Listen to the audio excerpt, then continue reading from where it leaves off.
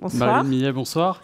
Alors, comment la région, on l'a vu dans la région, l'artisanat, c'est un pan de l'économie important. Comment justement la région Auvergne-Rhône-Alpes, elle l'accompagne et quel dispositif elle met en place pour les artisans?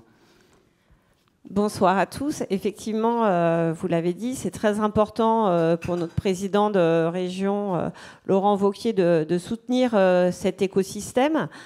On sait aussi que ce soutien à l'artisanat, il est important parce que finalement, l'artisanat, c'est aussi à la fois la transmission, la tradition, mais aussi l'innovation. Et on aura l'occasion de le voir avec ce prix. Comment on soutient les entreprises artisanales avec le contrat artisanat région Auvergne-Rhône-Alpes?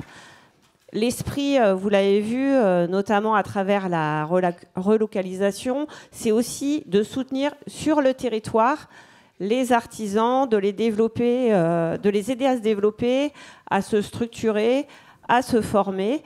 Et c'est par ce contrat que la région aide ces artisans. Chaque année, depuis 2018, ce sont 750 000 € qui sont consacrés à ce pacte, qui permet aussi à des entreprises de pouvoir transmettre, parce qu'on sait aussi que c'est important dans le monde de l'artisanat. On l'a vu tout à l'heure avec le pâtissier chocolatier, de pouvoir transmettre aussi à la fois sa passion, mais surtout aussi son entreprise.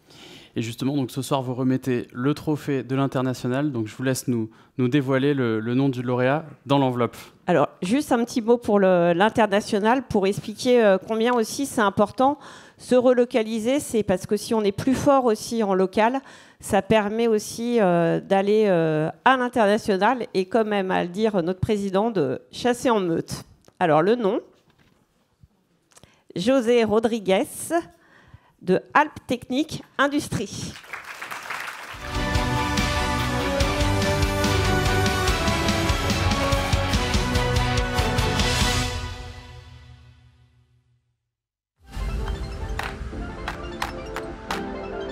Alpes Techniques Industrie, nous sommes situés sur le bassin grenoblois. Nous réalisons des études et de la mécanique de précision, donc de l'usinage. Et nous développons pas mal de produits dans l'aéronautique, l'aérospatiale et le médical. Récemment, nous avons développé un dispositif pour la pratique du wake ski pour la personne à mobilité réduite. C'est un produit qui marche très bien car nous vendons à peu près dans le monde entier. Donc depuis 20 ans, nous sommes fabricants de produits handisport, notamment pour l'escrime. Donc tout le matériel qui sort de nos ateliers sont référencés dans toutes les compétitions nationales et internationales. Nous avons participé aux championnats du monde, aux championnats de France, aux JO. On s'est toujours efforcé de travailler en local. Donc tous les partenaires qui travaillent avec nous sont vraiment localisés en Auvergne-Rhône-Alpes. Je laisserai avancer. Bonsoir tout le monde. Bonsoir José. Bonsoir. Félicitations. Merci. Vous avez vraiment une belle réussite. ATI, à 13 ans, vous avez 15 salariés. Alors, vous avez choisi la mécanique de précision et vous me disiez, quand on a préparé cette interview, que c'était un métier qui n'était pas assez valorisé. Et pourtant, vous m'avez dit, c'est un métier magnifique. Pourquoi ? Comme vous avez pu le voir au niveau de la vidéo, à l'époque, les machines, c'était des machines traditionnelles. On utilisait avec nos mains, quoi. À l'heure actuelle, ça n'a plus rien à voir. Donc, c'est plus des ordinateurs. On fait de la conception assistée, de la programmation assistée. On développe des produits comme ça. Alors ça, c'est quoi ? Donc ça, c'est on va le montrer peut-être. C'est un produit qui me tient à cœur parce que c'est un dispositif qu'on a offert à un jeune handicapé. Donc à l'âge de 18 ans, il faisait de l'escalade et il est tombé. Et il s'est retrouvé grand sportif et sans plus aucun avenir, quoi. Et puis un jour, il s'est pointé au bord d'un lac.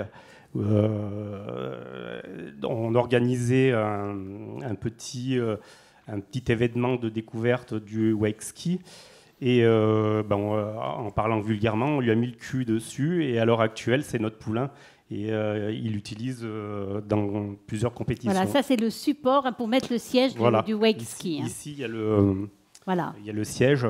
J'ai pas pu l'emmener complètement parce que on est un peu victime de notre succès et j'ai plus de matériel à proposer.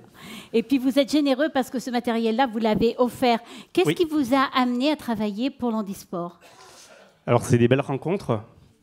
Et alors pour commencer, c'était l'escrime.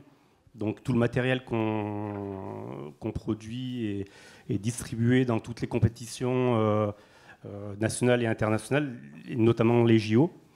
Et de fil en aiguille, on a été connus.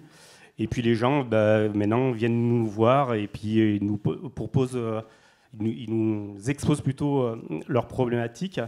Et nous, à partir de là, on essaye de leur redonner un peu... De résoudre tout ça. Un peu de sourire, voilà. Et ce qui nous a amené à vendre un peu dans le monde entier. À l'heure actuelle, on a des distributeurs aux États-Unis, en Allemagne et en Espagne. Le chiffre d'affaires à l'export? À peu près 8%. 8% du chiffre d'affaires. Et l'année prochaine, donc, il sera beaucoup plus important parce qu'il y a les JO 2024 qui sont en France. Et les commandes vont arriver. On est un peu chauvin. Elles sont déjà là pour l'escrime. Elles sont déjà là. On est en train de développer pour le hockey sur glace également. Donc on va essayer d'équiper l'équipe de France et l'équipe de Norvège avec notre matériel. Bravo! Le trophée de l'international. Merci à vous. Pour récupérer les micros, Maxime, allez, on vous laisse aller faire la petite photo.